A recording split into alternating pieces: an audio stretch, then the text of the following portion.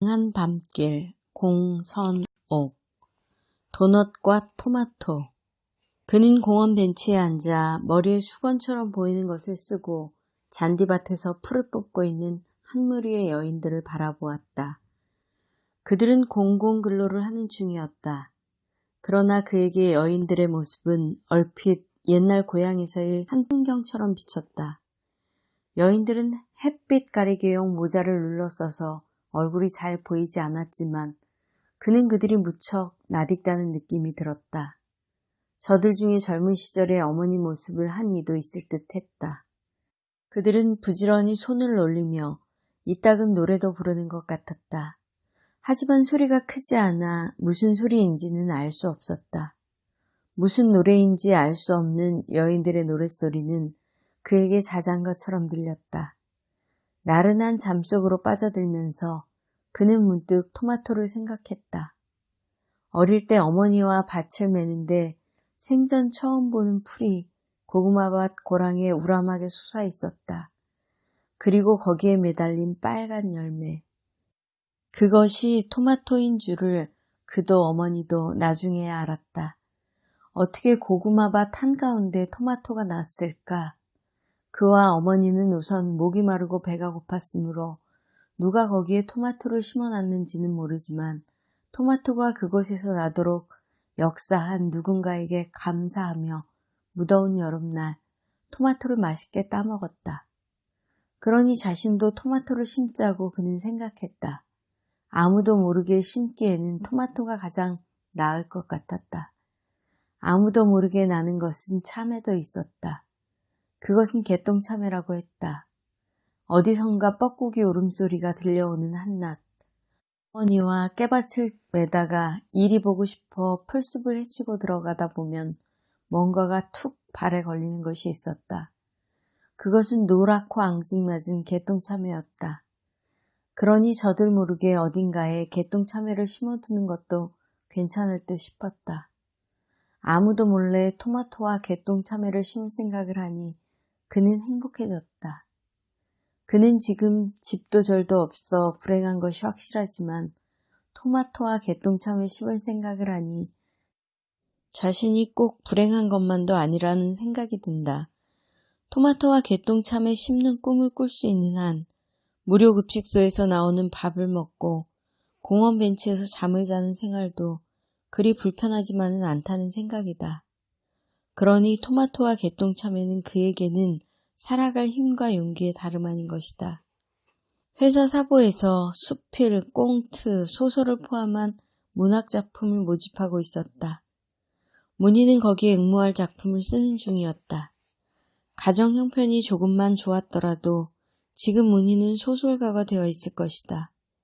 문희는 소설가와 국어 선생님의 꿈을 접고 일찍이 17시절부터 공장일 가야 했다.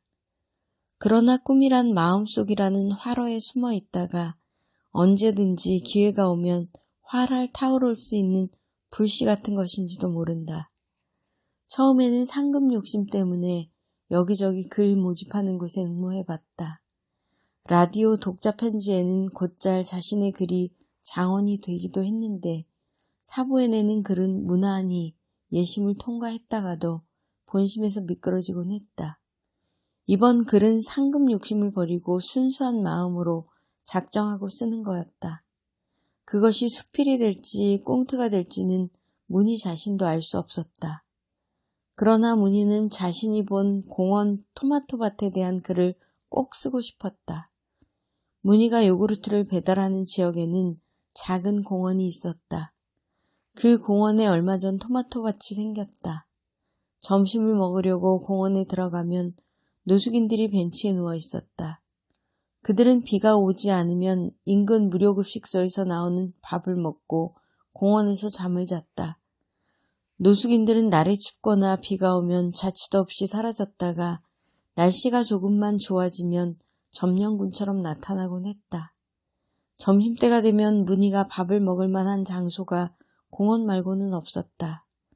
문희는 그래서 되도록 노숙인들이 무료급식소에 밥을 먹으러 간 사이에 맞추어 공원에서 밥을 먹었다.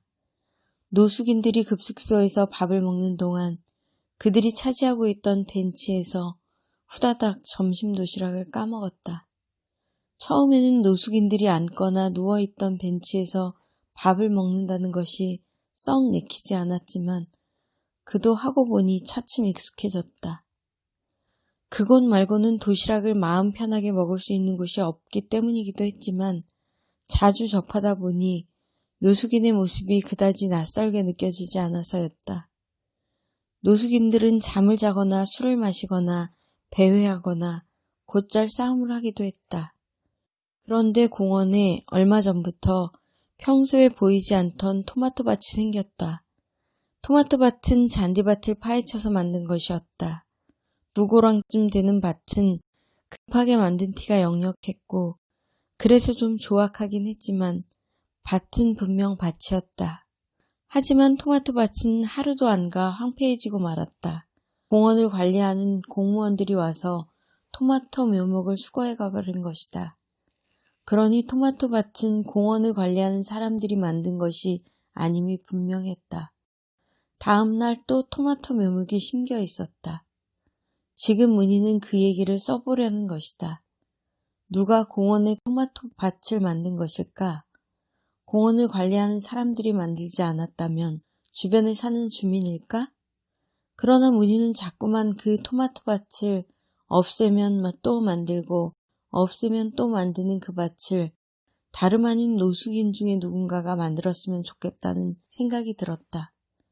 공원에서 하는 일이라곤 잠을 자거나 술을 마시거나 배회하거나 싸움하는 것밖에는 없는 사람들 중 누군가가 토마토 밭이라는 희망을 거기에 만들고 또 만들고 거기까지 생각이 미치자 가슴 한켠이 울컥하는 느낌이 들었고 토마토 밭을 만든 사람이 다른 누구도 아닌 노숙인이어야 할 것 같았다.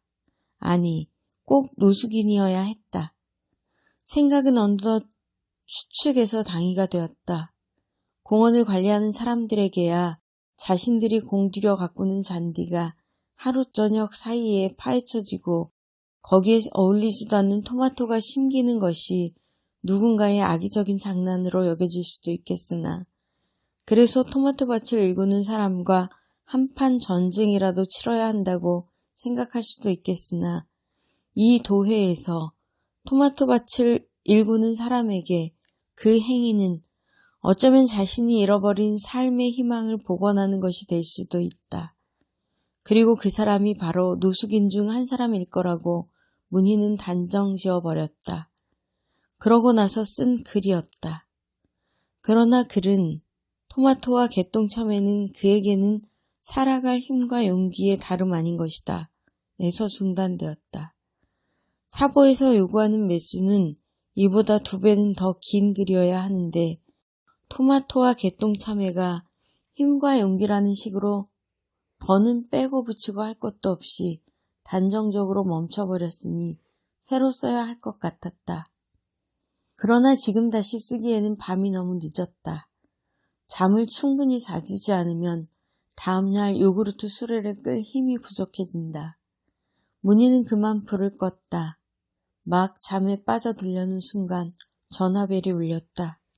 저기, 한세득, 저는 한세득 씨예요. 뭐라고요? 한세득, 인천, 한세득, 죽어요. 당신이 빨리빨리 와요. 처음에는 잠결이라서 그런가 하고 정신을 가다듬고 수화기에 귀를 기울였다. 한세득 씨 말인가요? 빨리빨리 와요. 인천, 빨리빨리. 그런데 지금 전화하시는 분은 누구세요? 한세득 부인, 나 부인이야. 한세득 죽어. 빨리빨리. 말투가 한국 여자는 아닌 것 같았다. 전 남편 한세득이 재혼했다는 소식은 들었다. 그러나 외국인 여자와 한 줄은 몰랐다. 한세득은 재혼하고 나서 문희에게 한 번도 연락하지 않았다. 그리고 이 밤중에 그의 아내라는 말투가 결코 한국 사람 같지는 않은 여자가 전화를 해왔다. 지금 숨이 넘어가고 있는 사람은 한세득이 아니라 한세득이 죽는다고 그러니 빨리빨리 그곳 인천으로 와달라고 악을 쓰는 한세득의 아내라는 여자 같았다. 한 밤길, 공선옥, 도넛과 토마토,